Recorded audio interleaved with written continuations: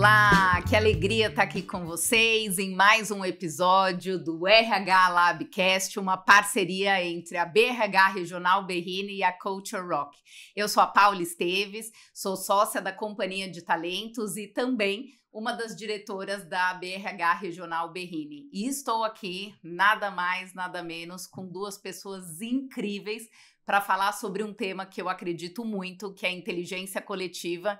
Então, para não demorar mais, já vou pedir para a Roberta aqui se apresentar, por favor. Seja muito bem-vinda. Obrigada. Bom, eu sou a Roberta Valença, venho aí de uma trajetória não muito linear, né? Então, eu comecei a carreira trabalhando com branding, marketing corporativo, depois fiz uma transição de carreira para sustentabilidade, então atuei com sustentabilidade na indústria e também na saúde. E nos últimos 8 anos venho me debruçando no desenvolvimento de líderes e de equipes, muito com esse viés da inteligência coletiva. Também gosto muito do tema, acredito que é a nova fronteira da liderança. Então eu estou bem feliz para trocar com vocês aqui em relação ao tema. E eu sou o Rodrigo de Godoy, sou consultor de EdTech e inovação aqui no EdTech. E bora agora, né? Começar oficialmente as perguntas, vamos... Com certeza, vamos fazer lá. Os ping-pongs aqui na mesa. Perfeito. E a ideia é isso mesmo, é um bate-papo. E para começar, eu acho que a gente tem que já entender o que é inteligência coletiva e o que não é. Boa. Eu costumo dizer que trabalho em equipe, que é o que normalmente as pessoas confundem com inteligência coletiva, o trabalho em equipe, ele soma. A inteligência coletiva, ela multiplica. E ela nasce contextualizada num outro lugar, né? Então, ela nasce com uma proposta emergente de solucionar com um caminho novo, né? Então, a gente não tem como olhar para a inteligência coletiva e apenas entender que ela vai solucionar da forma que a gente já conhece, né? Como cada um fazendo o seu quadrado. Ela traz a emergência de um novo olhar de que esses problemas complexos que a gente vive, eles não vão ser resolvidos com a inteligência de um indivíduo só. Ela clama por uma inteligência superior, que não é soma, mas ela tem uma progressão que não é aritmética. Então... Isso é muito legal, né? Porque não é um mais um mais um, né? Na verdade, quando você cria esse espaço para troca, adição e colaboração, você consegue, na verdade, trazer à mesa coisas que muitas vezes não estavam nem previstas ali na pauta original, né? Exatamente. E me fala uma coisa, pensando, né, hoje a gente tem mais um convidado à mesa, né? Normalmente, que está ganhando bastante peso, que é a tecnologia. Sim. Né? E a inteligência artificial, eu acho que ela não é a única grande tecnologia emergente que existe hoje, mas é uma das mais faladas e uma das mais utilizadas por todos nós no dia a dia, né? Pensando nesse cenário, como você vê, né, quando a gente fala das múltiplas inteligências, aqui no EdTech a gente está chamando de inteligência integrada também, né? Essa possibilidade da inteligência artificial e das tecnologias como uma ferramenta que expande as possibilidades da inteligência individual e que também, de alguma forma, acaba tendo lá o seu reflexo na inteligência coletiva. Como que você observa esse momento tão novo que a gente tá começando a vivenciar? Bom, eu entendo que a inteligência coletiva ela precisa de 2 perspectivas básicas para florescer. É muito difícil ela acontecer sem essas 2 perspectivas. Então, uma delas é o envolvimento organizacional, que aí requer o quê? A organização precisa disponibilizar um ambiente seguro psicologicamente e intencional para que essas trocas aconteçam. Os líderes precisam estar preparados para estimular essa fricção dentro de um ambiente seguro psicologicamente, né? Porque não adianta só a organização chegar lá e falar, aqui a gente tem um ambiente seguro psicologicamente, que isso não vai, as pessoas não vão interagir ali da forma que a gente busca só por isso, né? E tem também a parte do RH, que ele pode sugerir ali contornos da cultura que aceleram esse processo de aprendizagem coletiva. Então, essa é uma perspectiva. A outra perspectiva é o envolvimento do indivíduo, né? Então, para eu estar apto a construir inteligência coletiva, eu preciso buscar algo, né? Então, esse algo está muito pautado em ter um repertório de qualidade. Esse repertório, ele precisa trabalhar uma leitura de contexto de mundo, né? Então, algumas perguntas a gente precisa fazer. Será que eu tenho letramento digital para poder compor essa inteligência coletiva? Será que eu tenho uma disponibilidade psicológica para trabalhar a exposição, para me sentir confortável ali no debate, no feedback, no erro, né? E o que eu percebo muitas vezes é que isso falta mais do que o próprio ambiente que a organização disponibiliza. E aí eu gosto muito da ideia do Thomas Malone, que acho que tem muito a ver com o que você trouxe, né? O trabalho coordenado entre as máquinas e o humano, invariavelmente vai surgir um resultado muito mais sofisticado do que um indivíduo só pensando. Né? Então, e a inteligência coletiva, ela vem nesse lugar. Como é que eu posso ampliar esse conhecimento? Porque um herói individual não vai dar conta de resolver os problemas que a gente tem na mesa hoje para resolver. Então, eu gosto da ideia dele de supermentes que estão pautadas nessa integração com a tecnologia. Não tem como, porque isso faz parte do nosso contexto. Então, essa leitura de contexto ela é relevante. Perfeito. E acho que a gente vê, né, estamos vivendo múltiplas crises, um cenário super desafiador, a gente tem muito mais pergunta do que resposta, como a gente pode entender que uma inteligência individual vai resolver, né? Então, a gente tem que sentar Exato. todo mundo e tentar trabalhar para esse caminho, com certeza. E, Roberta, o que você tem entendido assim como um dilema, assim, os dilemas enfrentados para que a gente consiga dar força e cada vez mais movimentos de inteligência coletiva acontecendo? Olha, nesses últimos anos eu tive contato com muitos dilemas, mas eu poderia elencar os 3 principais, que eu acho que onde eu sinto mais dor para poder trabalhar isso dentro das organizações. O primeiro é a cultura, muito porque a cultura ainda premia heróis individuais, a cultura ainda cria um design que recompensa esses heróis individuais, a gente não cria metas cruzadas, estimulando essa troca entre áreas, então muitas vezes a gente ainda acaba priorizando ali a competição entre áreas. O próprio RH na sustentação do desconforto da mudança, porque tem um desconforto ali. Claro. E aí, os contornos, eles conseguem nos ajudar a sustentar esse desconforto de uma maneira mais fluida. Mas a gente precisa ter essa intencionalidade, muitas vezes isso não acontece. Então, a cultura, hoje, ela tem um impacto um pouco de detrator de construção de inteligência coletiva. O segundo é a liderança.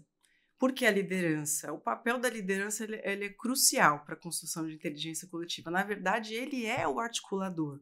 O RH sempre vai ser um facilitador, sempre vai trazer sugestões, mas quem precisa ter clareza do que ele precisa, de quais ajudas ele precisa para solicitar o RH, é o líder. E esse líder, para ele articular vozes divergentes, o tempo inteiro ele está lidando com conflito. Então, realmente não é algo simples, não é algo fácil. Precisa de uma disponibilidade, precisa entender que vai ter que construir uma resiliência ali para sustentar esse desconforto, leva tempo, não tem como. E então o líder, se não tiver esse preparo, também é pode ser ali um bloqueio para a gente construir inteligência coletiva. E o terceiro é a segurança psicológica. E esse é uma coisa muito doida, né? Porque a gente já está falando de segurança psicológica há alguns anos. Sim. E recentemente eu fui numa reunião que era um board de C-Levels, e que a gente inclusive tinha trabalhado com eles há 2 anos atrás, já falando do conceito de segurança psicológica, fazendo alguns laboratórios e tal. E ele repetidamente falando nessa reunião, não, aqui nós temos segurança psicológica, nós temos e tal.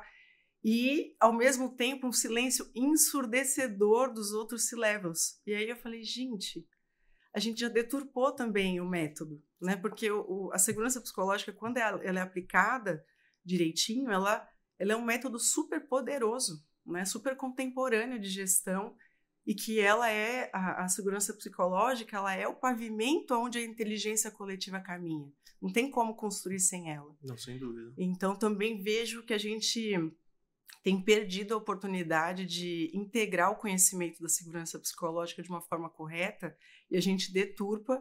Então, a gente perde a oportunidade de experimentar a potência da ferramenta, porque a gente já deu outros nomes e a gente acha que fez ali um laboratório que não necessariamente esse laboratório está integrado. E essa é até uma crítica que eu faço, né? O quanto que a gente faz a gente entende as demandas ali como RH e faz o design de um programa de desenvolvimento de liderança, mas que não necessariamente ele tá descolado do dia a dia. Porque as pessoas precisam aprender enquanto elas executam. Então, sou sempre a favor da gente treinar a segurança psicológica nas reuniões semanais, nos rituais semanais de entrega de resultado, por exemplo.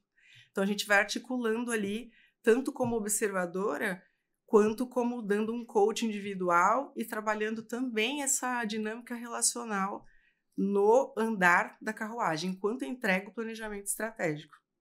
Acho que segurança psicológica na vida pessoal nossa, né? Em qualquer meio. Se você não se sente seguro o suficiente para expor uma opinião, para fazer uma pergunta, porque a gente tem isso, né? A gente carrega essa herança, às vezes, da época da escola, de que perguntar me faz parecer burro. Sim. Faz parecer que eu não sei. E, na verdade, é justamente essencial, né? Quando a gente pensa nesse universo da inteligência coletiva, as perguntas, as dúvidas, são elas que trazem, né? Uhum. E aí, só cruzando aqui com essa questão que você disse da segurança psicológica como, né, a base. Outro conceito que é muito importante também para que a inteligência coletiva aconteça é a diversidade, né? Diversidade de pensamento, diversidade de repertório, diversidade de experiências. Isso também não tem como desvincular. Não tem como desvincular. A diversidade é a matéria-prima da inteligência coletiva. E a gente tem muito desafio ainda em como que a gente articula isso da melhor forma, né? Seja criando um time específico para solucionar algo específico, né? Então, normalmente, quando a gente trabalha em inteligência coletiva, é quando a gente já tentou de tudo para resolver aquele problema e ninguém conseguiu. É a última solução. É a última solução. E aí tem todo um ritual de escolha desse time, porque não necessariamente é o seu próprio time. Então, é importante a gente ter clareza do objeto, né, do dilema que a gente quer solucionar, do problema que a gente quer solucionar, e aí, a partir disso, montar um time diverso. E aí, toda vez que eu falo de time diverso, eu nunca esqueço. A gente foi fazer uma visita de benchmark numa fintech brasileira e eu tive uma aula lá. Chegando lá, eles já tinham alguns cases muito legais de RH, inclusive lá eles já não usavam mais PDI, não usavam mais aquelas ciclos de avaliação semestral. Eles aboliram aquilo. Eu falei, cara, eu vou lá entender como é que eles fizeram, né? E aí já tive um choque quando eu conheci a equipe de RH. Porque normalmente a gente vai nas organizações, a composição desse time, ou as pessoas são formadas em psicologia, em administração, e aí chegando lá, a equipe de RH era um cientista de dados, um designer, tinha sim psicólogos, neurocientistas, mas aí você olha aqui e fala, gente, eu nunca vi um cientista de dados. Mas pensa nessa composição a serviço dos dilemas de pessoas, né? Qual é a amplitude do que eles vão conseguir imaginar de caminhos possíveis para resolver aqueles dilemas com lentes tão diversas? Então, toda vez que eu penso na formação de um time diverso, a gente precisa olhar desse ponto de partida. Como é que eu quero criar algo novo a partir de uma lente que a gente já conhece, né? Então, tem esse desafio. Então, muitas vezes a gente cria um time para inteligência coletiva que não necessariamente é o meu time, mas eu vou colher ali as pessoas que são mais outliers na organização e que, de certa forma, preenche aquele pré-requisito individual, né? Sim. Então, eu tenho um repertório qualificado, eu tenho ali uma disponibilidade psicológica de exposição, e aí eu sempre coloco exposição entre aspas, porque a gente precisa ressignificar o que é exposição. E eu sempre vejo essa repulsa, né? Porque todo mundo, quando passa o processo, fala, eu me senti exposto, porque realmente a gente não está acostumado, a gente só precisa aprender que a exposição ela é super benéfica, né? E que a gente vai estar ali friccionando não pessoas, não tem uma fricção social, mas é uma fricção intelectual acerca de métodos, de hipóteses, de testes que a gente precisa fazer para solucionar aquele problema. Então, ter muita clareza do dilema que a gente vai resolver. Sim. Então, normalmente é importante a gente ouvir o que é esse problema da boca do dono, né? Então, se é um problema organizacional, uma dor que está ali latente, é muito legal, por exemplo, levar o próprio CEO para explicar como que ele se sente em relação àquilo, para ele trazer o calor da resolução, o calor do negócio, né, para a resolução daquele problema. E muitas vezes esse time, ele mesmo consegue articular quais são as disciplinas que a gente vai ter que correr atrás porque a gente não tem ainda. Eles vão conseguir articular essas deficiências, essas lacunas. Eles também vão poder achar que pode convidar alguém de fora. Como teve aquele caso emblemático do Ghost Hospital de Londres e da Ferrari. Vocês conhecem esse case? É muito legal. O hospital em Londres, Ghost, é de Great Ormond Street Hospital. Eles tinham vários erros adversos na transição de pacientes de sala cirúrgica para UTI. E aí, porque é um momento muito rápido, mas assim, ele tem muito risco, né? E depende muito da qualidade da comunicação dessa equipe que faz a transição.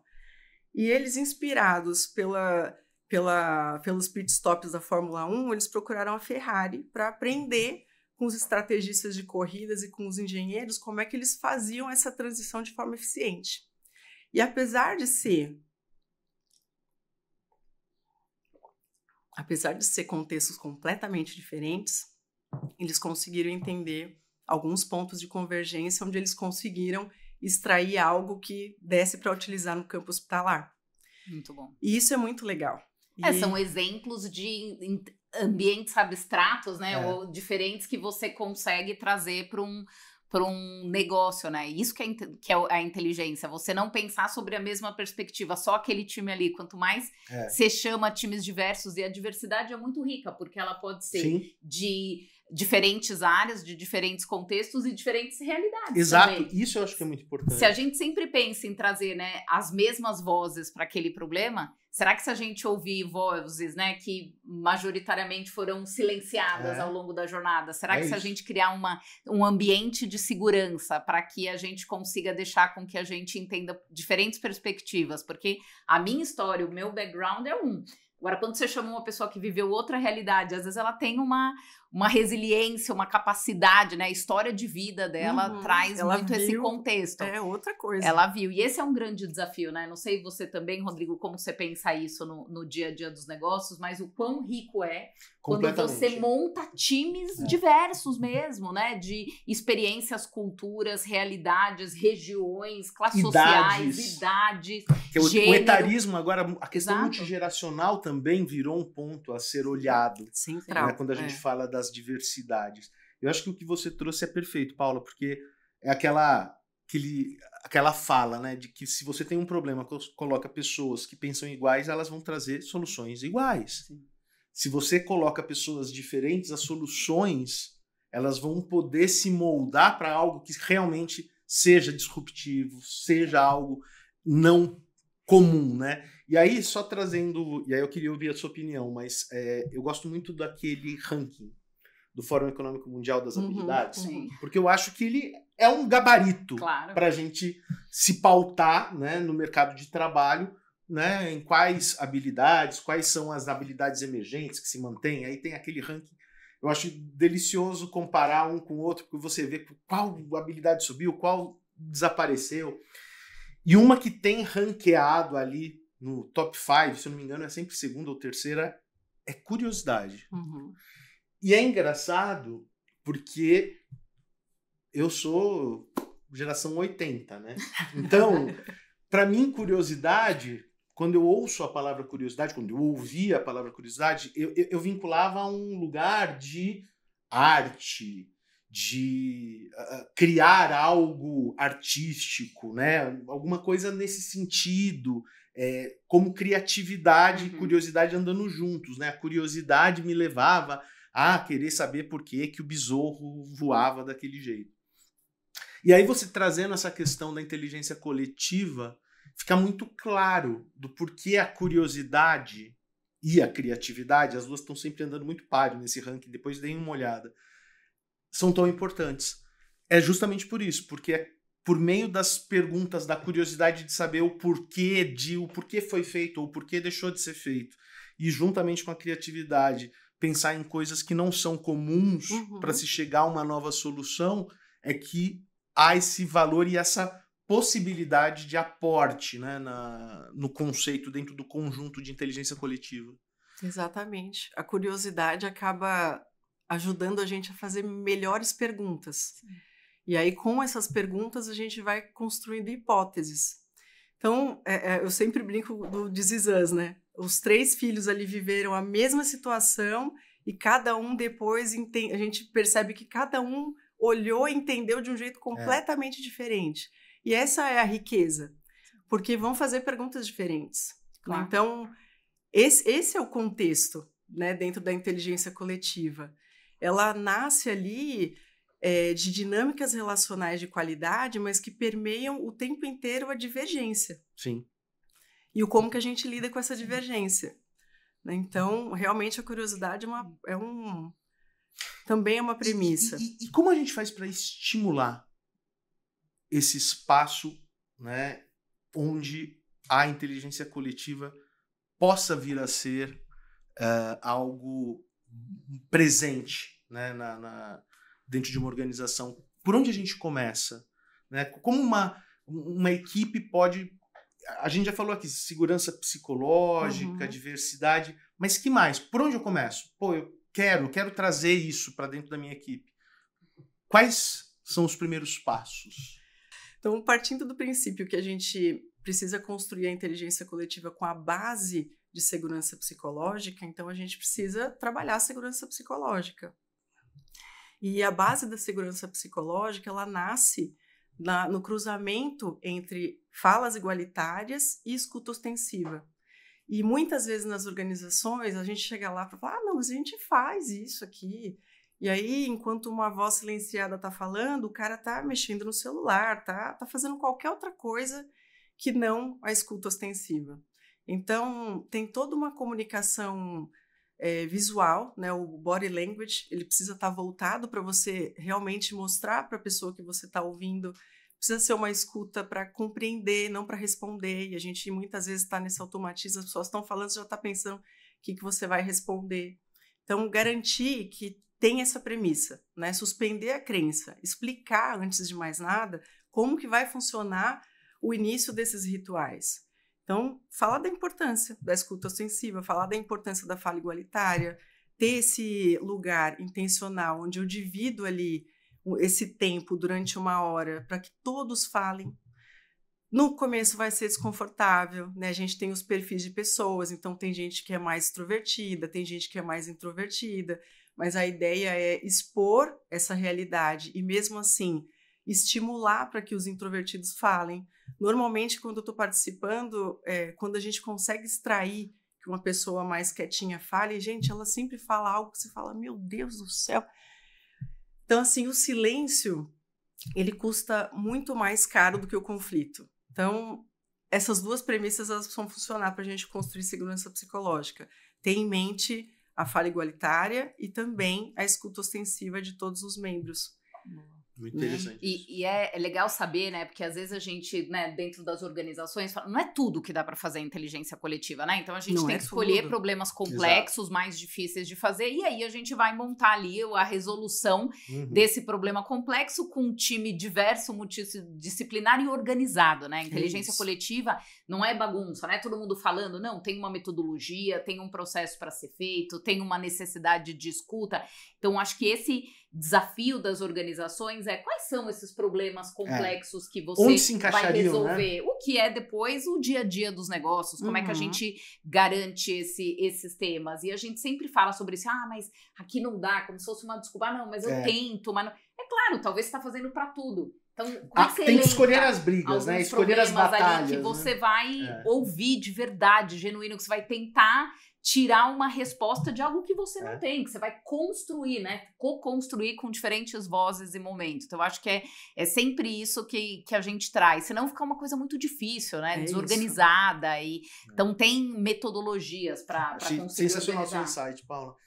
E aí eu queria trazer um insight e jogar para você, ver se, né? Verdade, eu acho que um ganho, pelo menos pelo que a gente está conversando aqui, um ganho colateral existente é o de senso de pertencimento e engajamento também dessas pessoas. A gente está falando aqui, qual é o ganho para a organização? Claro, uma solução disruptiva com várias mentes, beleza, isso tá claro como ganho, mas existe um ganho colateral que é eu me sentir parte daquela solução, eu me sentir engajado na busca de um objetivo comum do grupo, né? E eu acho que isso também é muito importante, ele retroalimenta todos esses processos, não? Perfeito, perfeito. Até quando a gente pensa em qual aporte que a neurociência traz para a inteligência coletiva, na minha opinião, é muito o quanto que a gente consegue tangibilizar nos rituais como o nosso cérebro aprende.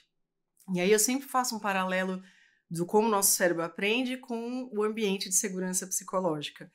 A gente aprende, a gente tem 4 pilares universais de aprendizagem. Então, assim, independente do repertório de cada um, todo o cérebro tem um funcionamento igual. Então, para a gente aprender algo genuíno e conseguir integrar esse conhecimento, primeiro a gente precisa mobilizar a nossa atenção. Depois, a gente precisa um processo de envolvimento ativo em relação àquele tema. Depois, a gente tem um processo de feedback, que é se eu estou me envolvendo com aquele tema, se eu estou testando, errando, refazendo, né? Eu preciso desse feedback porque é ali que são os meus marcadores de correção de rota, porque o erro nada mais é do que um indicador de que a gente tem que tentar outras coisas. Para aí sim a gente conseguir consolidar um novo comportamento. Quando a gente leva isso para o ambiente organizacional, e aí eu gosto muito da frase da Amy Edmondson, que ela fala que as organizações mais inovadoras são aquelas organizações que aprendem enquanto executam. Como? Através do match de indivíduos curiosos, indivíduos aprendizes, com espaços intencionais coletivos de aprendizagem. Então, a gente migra isso para a construção de segurança psicológica. E aí, quando eu falo dos 4 estágios da segurança psicológica, o primeiro, segurança e inclusão, o segundo, segurança em aprender, segurança em contribuir e, por último, segurança em desafiar o status quo. O de inclusão mora exatamente no que você trouxe. Então, se eu tenho membros dessa equipe que vai gerar uma inteligência coletiva, que eles se sentem necessários, úteis, que a voz ali, a gente precisa delas, a gente gera um senso de pertencimento em que automaticamente eu mobilizo a atenção dessa pessoa, a emocionalidade dela está voltada para isso, porque ela se sente parte desse processo, importante. Se ela se sente parte, a gente consegue desbloquear os próximos estágios de uma forma meio que orgânica. Então, ela consegue se mostrar aprendiz, ela consegue fazer perguntas sem medo de julgamento, ela consegue errar e se reprogramar automaticamente sem ter aquele lastro emocional de eu errei, e ficar se martirizando. Então, ela levanta muito mais rápido, a gente vai e testa muito mais, até a gente chegar no último estágio, que é o estágio de desafiar o status quo, que desafiar o status quo nada mais é do que a matéria também para a inteligência coletiva, porque se a gente está falando de um conteúdo para estímulo de pensamentos divergentes, o status quo, desafiar o status quo é uma premissa. Então, sim, eu vejo muita relação no que você trouxe, do pertencimento, porque... E os ganhos são amplos, né, se a gente pensar. Né? Como está muito entrelaçado. Isso que você trouxe do match, tem essa discussão agora do mercado do talent marketplace, né? Que eu acho que faz muito sentido isso, que é o de quando a gente pensa, né, num desafio que existe na empresa, por cima, né, o talent marketplace seria esse desafio, quem são as pessoas, né, mais indicadas para isso, quais são as habilidades e conhecimentos necessários, como eu invisto enquanto empresa para que essas pessoas tenham, né, essa bagagem necessária e elas possam ter visibilidade que eu, enquanto organização, tenho esse desafio e estou trazendo. Eu acho que isso também conversa muito com todos esses preceitos angulares da inteligência coletiva, né? Muito bom, muito bom. E aí a gente fala, né, das pessoas, dos talentos, e agora a gente tem aí a inteligência artificial fazendo parte desse movimento. Como é que a gente consegue inserir a inteligência artificial, mas que ela realmente seja mais uma voz, mais uma inteligência para esse coletivo maior? Como é que você enxerga isso? O que você tem visto? Porque eu fico com receio das pessoas acharem que a inteligência artificial vai resolver tudo. Então, na verdade, como é que você acha que a gente ajusta e já deixa isso bem claro para não ter dúvida, ninguém confundir uma coisa com a outra? Não, inclusive, esses dias eu ouvi, mas agora com o ChatGPT, para que a gente vai ficar aqui fazendo geração de inteligência coletiva se a gente já tem aqui? Já juntou tudo, já pegou todas as vozes. Spoiler, não é verdade. Não é verdade. Não é sobre isso. Não é sobre isso. A chancela humana nunca foi tão importante. Ainda mais esse processo. Então, acho que tem a questão do letramento digital, porque aí as pessoas entendem não só que existe a inteligência artificial, mas qual é o impacto dessa inteligência artificial? Eu, como profissional, como é que eu vou escolher usar a inteligência artificial? Ela está a serviço do quê? Porque ela sempre vai estar a serviço de alguma coisa. E aí eu me aproximo de novo da ideia do Thomas Malone, né, em que eu e a máquina conseguindo trabalhar de forma coordenada, ou seja, eu usando toda a parte que a IA ainda não tem, né, que é a parte mais de consciência, o próprio repertório, trabalhar muito os ICs, as hipóteses, né, de forma criativa, isso a IA ainda não consegue, eu vou precisar articular com ela. Então, ter essa leitura de contexto, ela é super importante exatamente para a gente entender como é que se encaixa, como que eu vou escolher lidar com a inteligência artificial para resolver os problemas complexos. Sem nenhuma dúvida, ela está dentro da equação, né? Mas ela não vai fazer sozinha e muito menos ainda, ela está bem longe da chancela humana, a complexidade da chancela humana consciente ainda ela está muito distante, né? Ainda vai precisar muito da gente. Ela é uma ferramenta. Ela é uma ferramenta. Então, tem ferramentas, por exemplo, a estratégia do Silvio Meira, do Porto Digital, ele tem a Talent, né? A Estratégia Talent, que é uma ferramenta de inteligência artificial que os grupos colaboram e criam sobre um determinado tema e ela organiza, ela direciona perguntas provocadoras, ela vai resumindo, ela vai orquestrando, dando base para que, como se fosse uma organização, implementando, complementando com ideias, mas não é um caminho, não é? Ela não vai dar resposta, até porque a resposta que ela vai trazer é sobre um conteúdo que está disponível, sendo alimentado. Então não é no passado necessariamente que a gente descobre tudo, né? Então acho que é a riqueza da cocriação, da provocação, do buscar. Então ela tem que fazer parte, mas não é só ela. Ela não pode ser ignorada, mas ela não é o santo grau, né? E aí, não é o tema aqui, inteligência artificial, mas eu acho que também é um ponto para a gente sempre se questionar quando a gente está consumindo ou interagindo com uma inteligência artificial. Ela tem vieses. Claro. A gente não pode desconsiderar. Assim como todos nós passamos por um processo de educação, escola e vida. A gente traz vieses que são resultado dessa trajetória. A inteligência artificial ela está sendo alimentada e construída com essas bagagens, com bagagens de pessoas e de conteúdos com vieses. Então, esse eu acho que é um grande ponto que a gente precisa sempre trazer. E é delicado, né? Porque será que a gente questiona que essa bagagem, ela é uma bagagem que considera as vozes que são mais silenciadas? Esse é o grande ponto. Porque olha o tamanho da lacuna também que a gente está criando, né? E o outro nessa realidade, a palavra de ordem para mim, pelo menos, é curadoria. A curadoria que eu mesmo faço, né? Outro dia eu estava brincando com um amigo meu. Eu falei, olha, se eu mandar um texto aqui, vou pegar teu texto, Paula, vou lá pedir pro ChatGPT e falar, traduz para mim pro russo. Ele vai me dar uma resposta. Eu não falo uma palavra de russo. Eu vou olhar e vou repassar. Dificilmente você vai questionar ali. Exato. E aí? Exato. Eu não tenho como ter nenhum tipo de jus crítico, de critério para falar se tá bom ou não. E a gente não pode esquecer que a inteligência artificial ela sempre vai te responder alguma coisa, certo ou errado. Às vezes você nem terminou de escrever, ela já tá te postando ali, né, a resposta. Então, assim, se ela não sabe, ela não vai falar não sabe. Pelo menos por enquanto. Até teve aí algumas notícias recentes, né, que o OpenAI do ChatGPT tá agora descobriu onde estava esse problema. né, dos erros, das alucinações, e era justamente porque ela não estava programada para dizer não sei. Então, se eu não sei, eu encaixo alguma resposta ali. Né? Então, a curadoria acaba sendo muito necessária, ou ainda mais necessária, com essa ferramenta à disposição. Né? É isso. Para mim, a inteligência coletiva, ela tem uma responsabilidade individual. E ela é intransferível. Então, a curadoria, a gente pode sim se pautar em pessoas que a gente admira ali, que a gente sabe de todo o repertório, que, né, que tem uma chancela séria ali, ética. Mas é muito importante a gente sempre conectar isso com o nosso repertório, para poder ser algo genuíno, sabe? Não a gente entrar num FOMO maluco, mas de ser uma busca genuína, porque não vai dar para estudar tudo. Não dá. Eu sempre falo, você falou das habilidades, né? E aí eu sempre falo, gente, o pessoal fala muito da Power Skills, né? Que é uma mistura do soft com hard.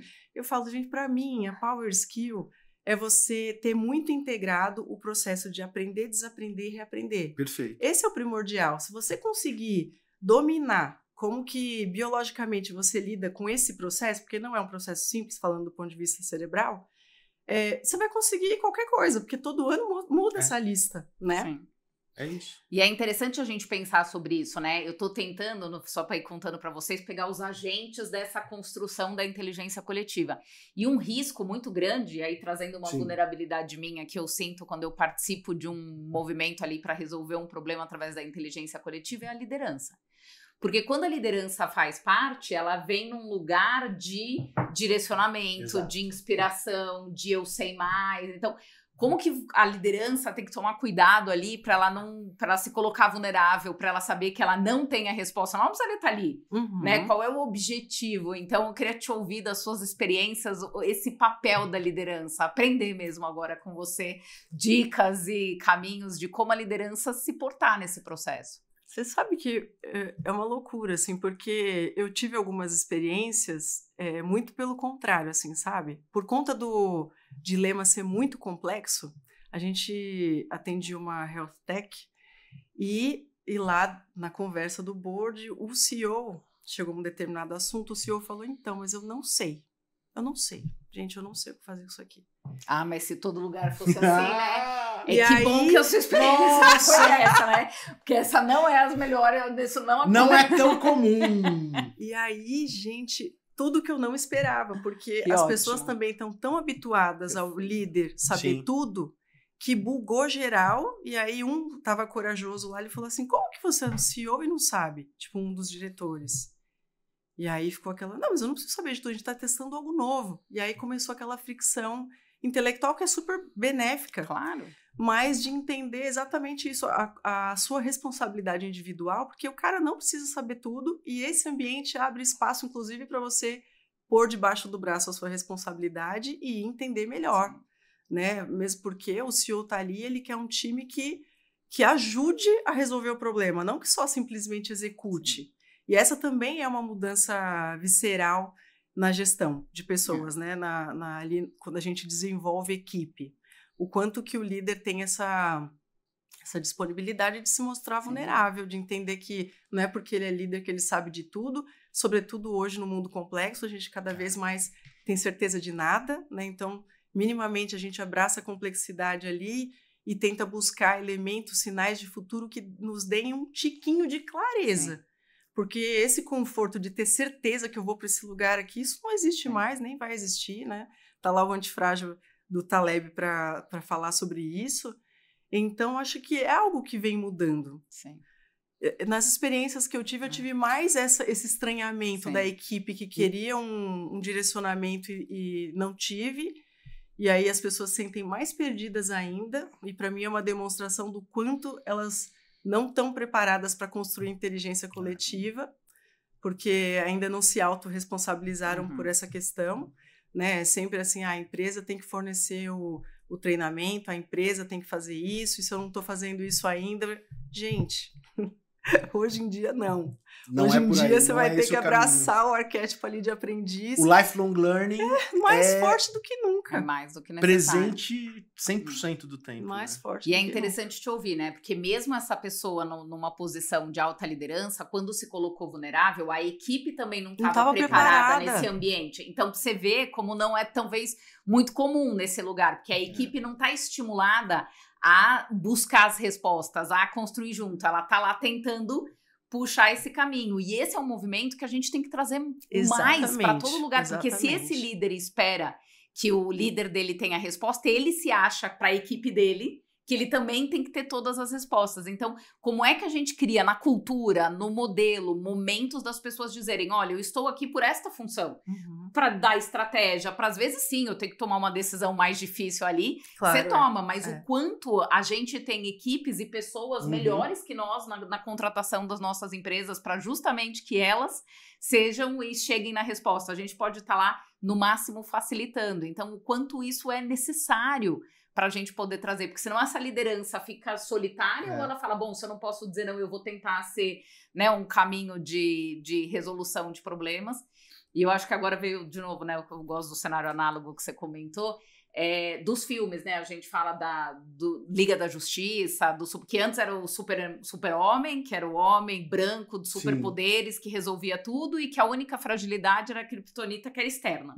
E aí a gente vai para o Hulk, que vive sozinho, que tem a outra. Então, assim, um movimento de equipes e cada um com as suas vulnerabilidades trabalhando junto. Vejo muito mais esse movimento até nos filmes e que deveria estar cada vez mais dentro das empresas. Quem é você com as suas vulnerabilidades? E você trouxe um ponto aqui, eu tô ouvindo você falar, tô conectando o nosso papo aqui ao longo, que tá delicioso, de passagem. Mas a gente estava falando do viés da inteligência artificial, né? E a gente estava falando que ela prefere responder errado do que não responder. Você falando e você falando é igual a gente. A gente não está acostumado a falar, não sei. Perfeito. Tenho dúvida. Vou ver. Preciso averiguar com tranquilidade. Sim. De primeira. Né? Mostrar essa vulnerabilidade, não. Eu prefiro dar uma resposta ou ter um posicionamento imediato, ainda que eu não esteja seguro daquilo, mas quero representar e apresentar isso. A gente vive o mesmo dilema da própria inteligência artificial que a gente reclama. E que foi criada, baseada no nosso viés cérebro, presente como que a gente total. funciona. Então, quer dizer, olha, o papo de vocês me deu essa iluminação. Muito obrigado. E o quanto eu não que tinha isso, pensado nisso ainda. E o quanto isso dificulta a segurança psicológica nas organizações. Dificulta demais. Exato. Tem gente que eu encontro, tem um outro consultor que a gente sempre se esbarra, ele fala, não me vem com essa não de segurança psicológica, esse blá blá blá, porque é blá blá blá. É muleta para as pessoas não se posicionarem. Eu falei, gente, que segurança psicológica é essa que você tá falando? Você tá demonstrando que realmente... que não é essa não que é por aí. A gente tá falando da mesma ferramenta. Então, realmente, é um desafio gigantesco que a gente tem, porque a gente está lidando com os nossos vieses o tempo inteiro. E é interessante que é a necessidade de você saber qual é o seu papel. Uhum. Na hora que você esquece entende o tempo inteiro, qual que é seu papel, você para de querer resolver o que não é o que é esperado. Então, isso tem que estar muito alinhado, né? Ou a gente fala, sempre volta, né, pro básico bem feito. Por que você tá aqui? Por que você tá construindo? Qual que é a sua função? Porque aí você vai entendendo, vai deixando de querer ter um lugar tudo. Muito maior, né? Abraçar tudo e construir. Quando a gente fala da segurança psicológica, a pessoa fala, não, mas o que você tá querendo? Eu tô querendo que essa pessoa entregue o melhor dela. Exato. Que ela sinta que ela tem voz. Que ela pode falar, porque que a contribuição sem dela a segurança seja plena, psicológica, né? ela se cala. É isso. O que a gente sempre discute, né? Sobre a mulher, se ela é interrompida, se ela é... mas... Então, você já ouviu a partir dela? Não? Que é o que a gente fala da escuta ativa mesmo. Você sente que quando você fala, você é ouvida e que é um ambiente, a pessoa...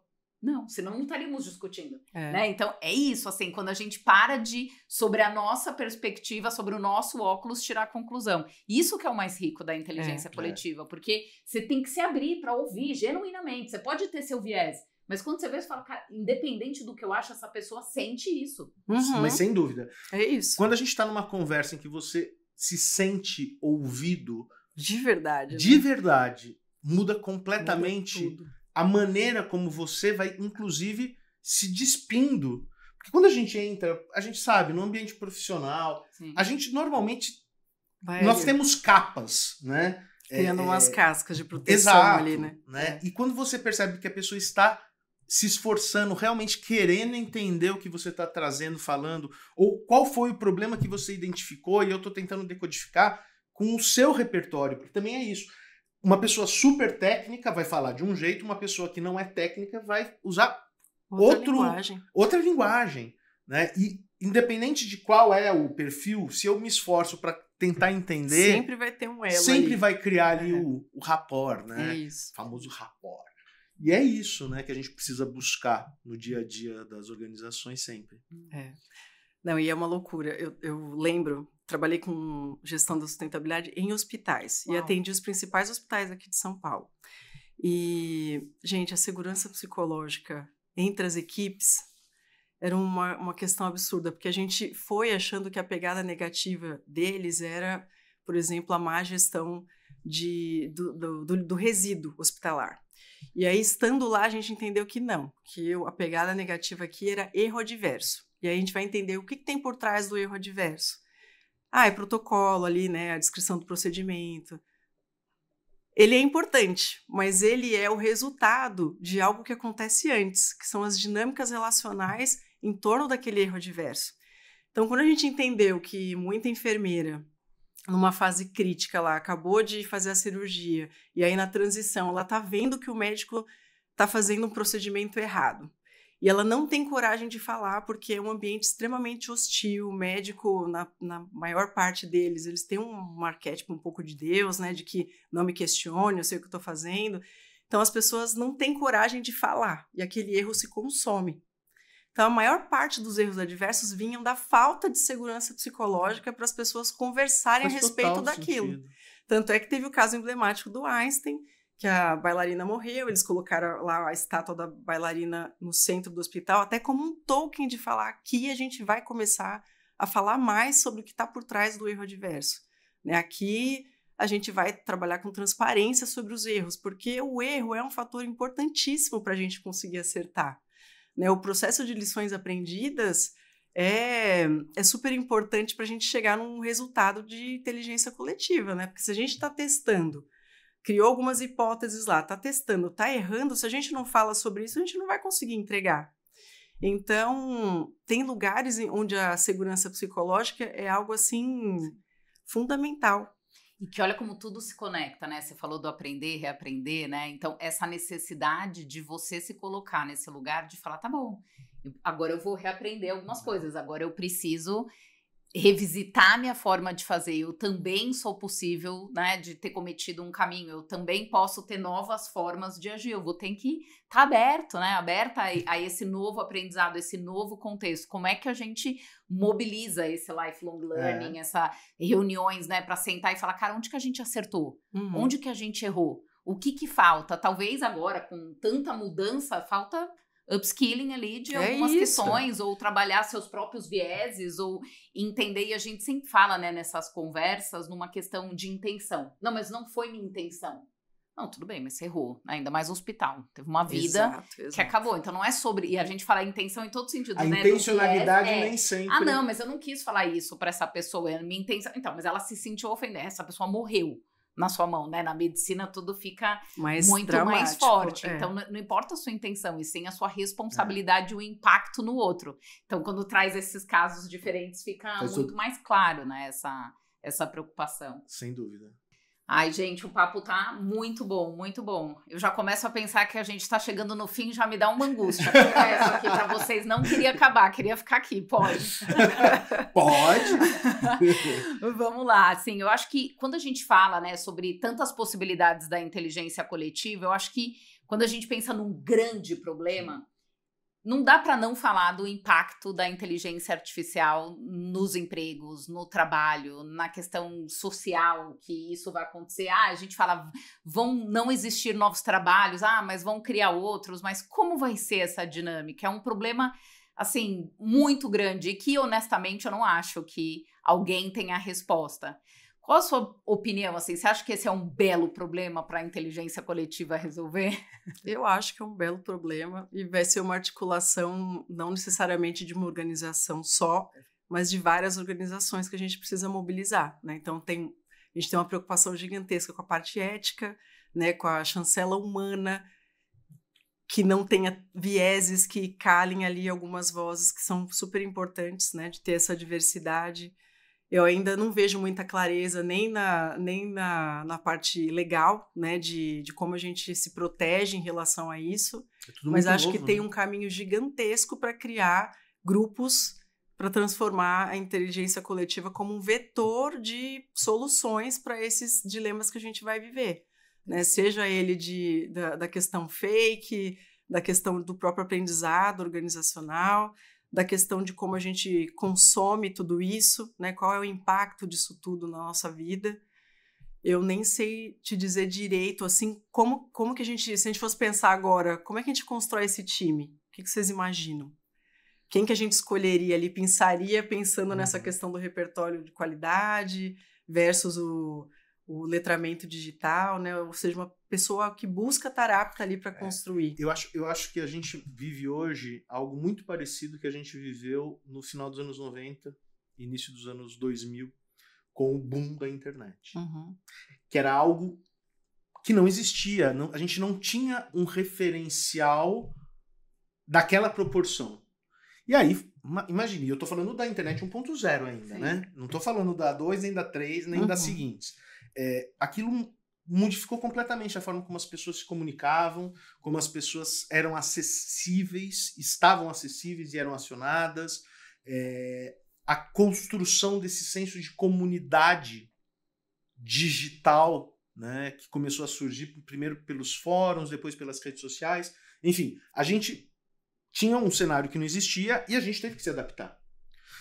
Descobrimos ali nesse processo vários pontos complicados, né? Vários perigos, foi ficando cada vez mais clara a necessidade de regulações, né? Eu acho que a gente está num momento muito parecido e num processo muito parecido, né? A gente, falando sobre a internet, a gente pode esquecer que a LGPD, né, foi discutida durante muito tempo antes de ser implementada, né? E até hoje, né, não é para o usuário final, muitas vezes não é nem muito claro do que se trata, mas tem total correlação com ele, né? Eu acho que com a inteligência artificial a gente vai por esse caminho também, só que com ainda elementos adicionais, né? Porque, né, já tem esse mapeamento, a inteligência artificial estamos vivendo só o nascimento dela, aí a evolução dela vai chegar no ponto X, Y, Z. Eu acho que se a gente se ater ao que a gente tem de realidade, não vamos pelo caminho da futurologia, né? O que a gente tem hoje já como inteligência artificial, acho que já é o suficiente para as discussões sobre direitos autorais, sobre uso, sobre deepfakes, etc, etc, que a gente precisa.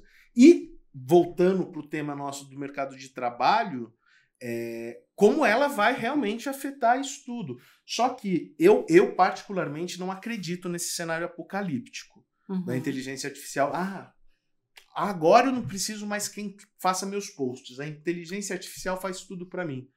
Ou eu não preciso mais de alguém para escrever eu não sei o quê. Eu não preciso mais de alguém para fazer meu design. A inteligência... Eu não acredito nisso. Sempre que a gente se depara, né, com uma nova tecnologia, a gente fica meio enfeitiçado. Quem é que lembra do metaverso?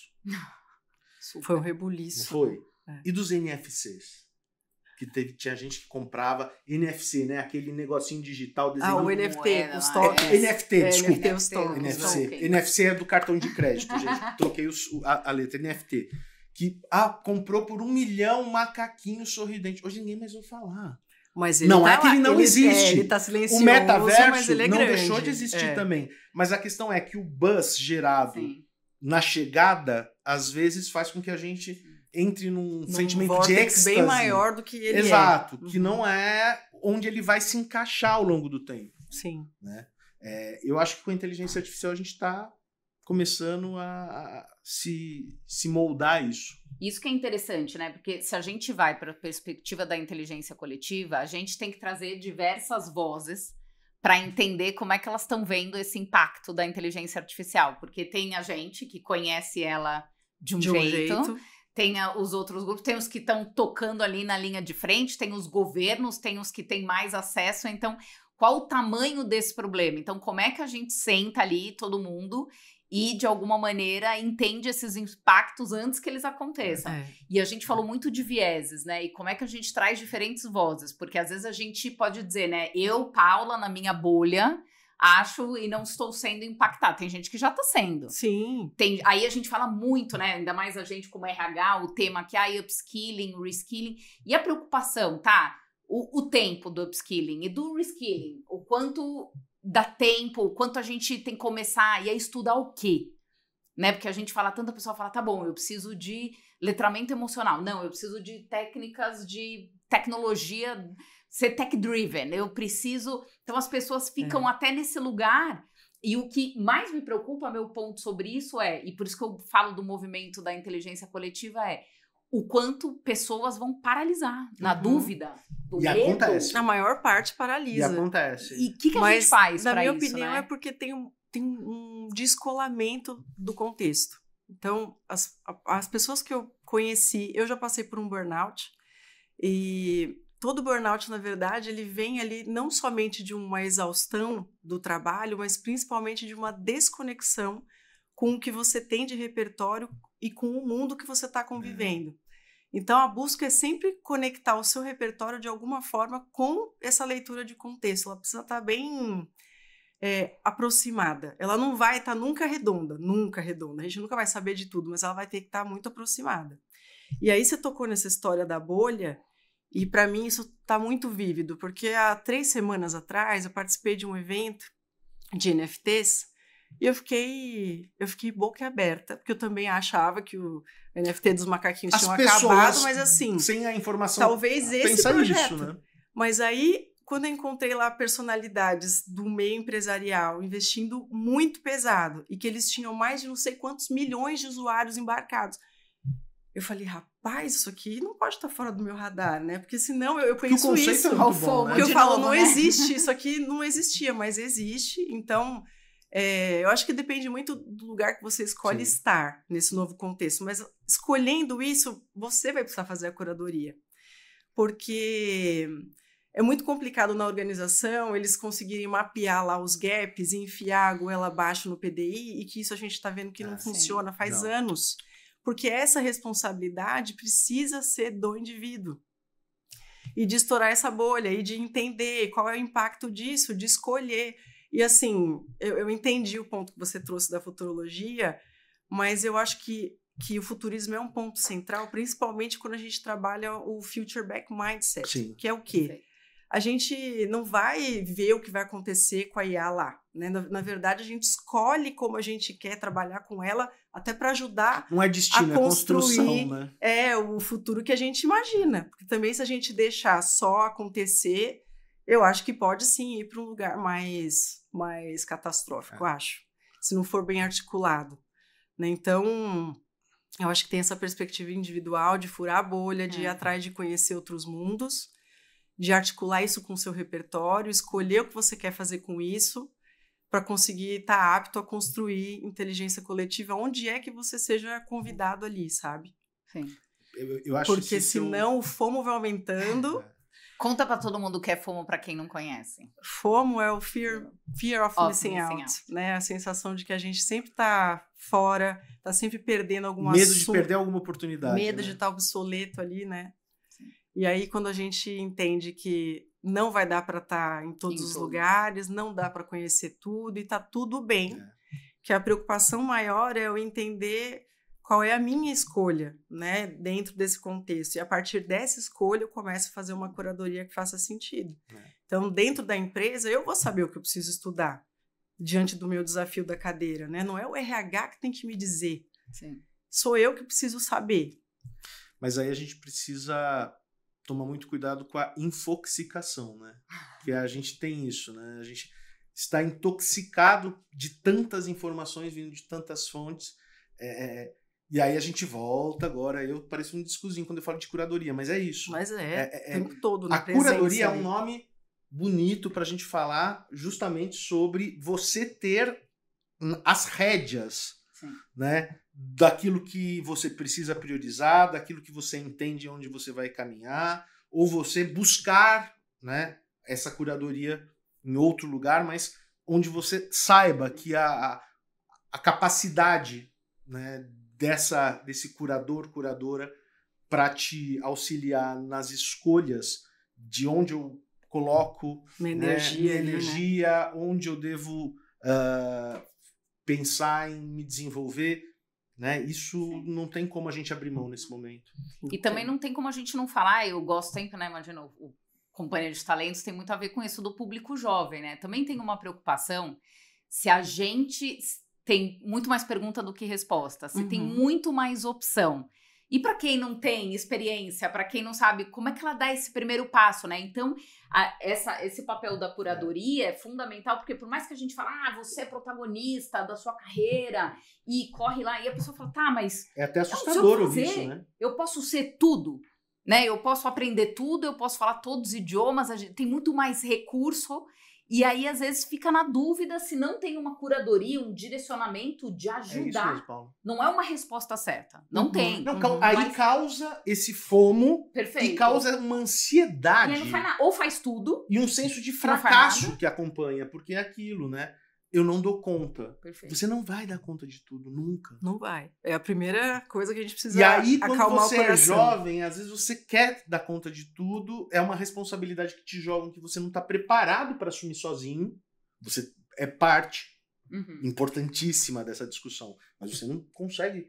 Nenhum de nós conseguimos. Até hoje. Mas, se não, por exemplo, eu ouço muito de pessoas mais maduras reclamando dos jovens nas organizações, muito nesse sentido, tipo assim, cara, eles não querem fazer o que eles querem, né, o que tem propósito para eles, o que faz sentido.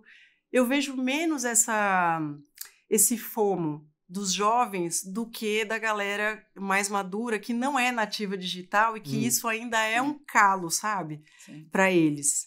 E aí, a gente estava falando sobre essa questão do etarismo, que eu acho que está muito forte, e eu, sinceramente, não sei como articular isso da melhor forma possível, mas esses dias alguém da minha rede falou sobre algo de mentoria reversa, que aí é o jovem que é nativo digital, dá mentoria para as pessoas. Que ideia sensacional. Que ideia! Eu achei que era um como maravilhoso para a gente, primeiro, trabalhar o etarismo e, segundo, estimular a inteligência coletiva. E a troca dos dois lados. Porque todo mundo ganha alguma coisa com alguém. Exatamente. Porque quando a gente vê, assim, logo de cara, tem uma barreira pelas diferenças, né? Diferença de expectativa, diferença de visão.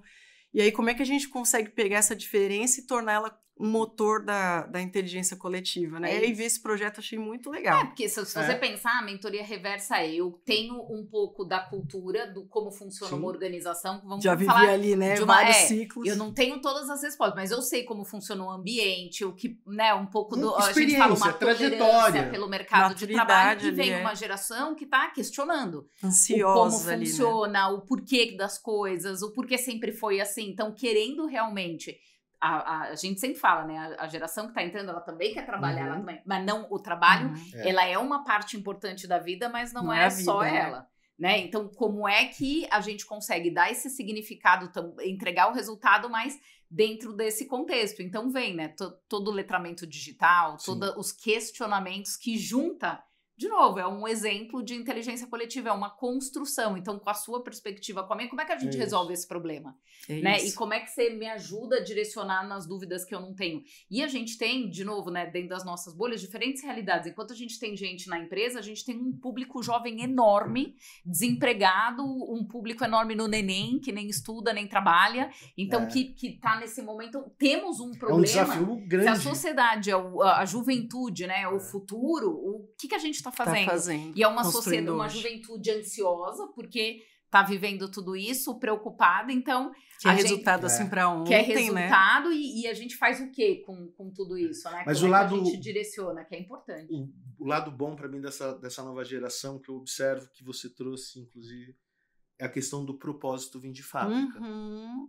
Com certeza. Eu passei tantos anos buscando.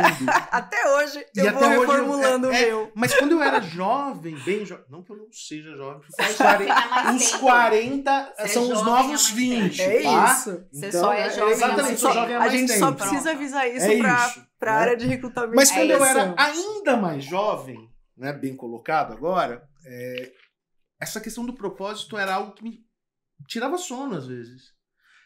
E eu vejo nessa galera mais nova, que é o que você falou, o trabalho tem que estar vinculado a um propósito. Muitas vezes a gente teve um bate-papo aqui em alguns episódios atrás, não sei qual vai ser a ordem, então não posso falar quando, né? Mas é sobre ESG, né? E aí essa questão no mercado de trabalho atual, essa nova geração, muitas vezes, não quero me vincular a determinada organização por conta dos meus propósitos, dos meus valores. Meu propósito, dos meus valores, ela não tem... Eu escolho não querer. Porque estar. não é a qualquer custo. Porque não é a qualquer custo, que é o que você falou, tem que ter esse equilíbrio. Perfeito. Então, coloca a discussão num outro lugar que, na minha época, era, vai lá, é só trabalho. Não discute. Tem que engolir É seu sapo, é trabalho. assim mesmo. E hoje não é tão... Eu acho maravilhoso que se coloque hoje a discussão da própria carreira, e as organizações terão que, de alguma forma, se reinventar e rearticular tudo isso, né? Mas aí são cenas dos próximos capítulos, né? A gente está vivendo e esperando ansiosamente. Hoje, exatamente. Hoje, nas organizações, acho que pela primeira vez na história, a gente tem até 5 gerações trabalhando no mesmo ambiente. Mas eu ainda não vejo isso muito produtivo, sabe? Ainda vejo muito a questão do etarismo. Vejo que a gente não tem um letramento nesse sentido para conseguir lidar bem com essa diferença, tornar essa diferença um motor, sabe? É o que a gente fala, são criados rótulos. Isso. Ao invés de pontes, que é conexão, que é conversa, que é entender o que você pode fazer, ter clareza do seu papel e responsabilidade. É isso. É isso que é desenhado, né? Exatamente. Bom, gente, que incrível. Foi muito bom. Passou muito rápido. Eu amei, gente. Eu Muito também. obrigada, Rodrigo, Roberta. Olha, foi incrível. Vocês querem deixar uma mensagem final aqui para todo mundo que está acompanhando? Eu amei, tá? Então, eu amei também. Estou super feliz com a troca. Ficaria aqui horas e horas. Não, mas acho que eu gostaria de deixar uma sugestão prática para o líder que quer trabalhar a segurança psicológica, começar ali criando no dia a dia, nos rituais mesmo de entregas, rituais semanais. Simplesmente só um arredondamento do ritual ali, colocando um design de tempo para que as pessoas, cada um fale, né, dando esse tempo de escuta, testando e vendo o que sai disso, como é que as dinâmicas relacionais elas se desdobram, se elas ficam melhores, mais qualificadas, como é que isso reverbera. Acho que é um bom teste. Muito bom. E eu quero convidar todo mundo a continuar acompanhando o RH Labcast, que a gente sempre tem esse nível de discussão, esse bate-papo descontraído, leve, gostoso, com temas essenciais, porque às vezes a gente, né, pelo título a gente fala, ai, que tema duro, difícil. Né? E quando você começa a destrinchar com as pessoas certas, aquilo vai se desfazendo, né? Então aqui é o espaço para justamente trazermos para vocês todos, independente de qual geração, qual a sua carreira, onde você ocupa ali, em que fase da sua carreira profissional você está, pode ter certeza que aqui sempre teremos temas como o discutido hoje. Muito bom. Muito bom. A BRH Regional Berrini, junto com a Culture Rocks, tem o interesse de trazer exatamente o que vocês estão pensando. Então, comenta o que vocês acharam, enviem sugestões de novos podcasts que a gente pode trazer aqui, de temas, e vamos lá nos grupos trabalhando a inteligência coletiva. Vamos construir junto quais são as respostas aí dos grandes dilemas que a gente trouxe aqui. Super obrigada e até mais. Até, gente.